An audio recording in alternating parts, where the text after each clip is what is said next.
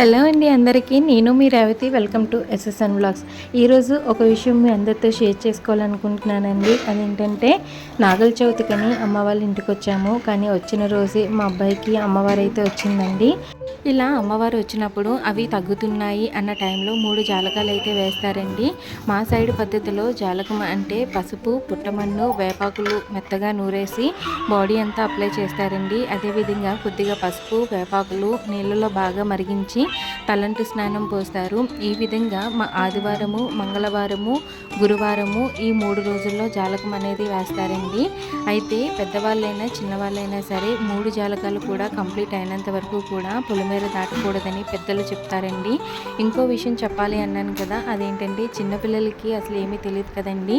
అలాంటి పిల్లలకి ఫస్ట్ జాలకం అయినప్పటి నుంచి కూడా 3వ జాలకం అయినంత వరకు వాళ్ళని విడిగా విడిచిపెట్టకూడదండి. ఎందుకంటే అమ్మవారు విడిచిపెడుతున్న టైంలోనే దోతులు కూడా వస్తాయంట. అందుకని వాళ్ళని చాలా జాగ్రత్తగా చూసుకోవాలి. మనం ఎక్కువగా అమ్మవారు రావటం అనేది కొత్త అమావాస్య టైంలో చూస్తామండి. అటువంటి టైంలో వచ్చిన అమ్మవారిని నూకాలమ్మ తల్లి అంటారు.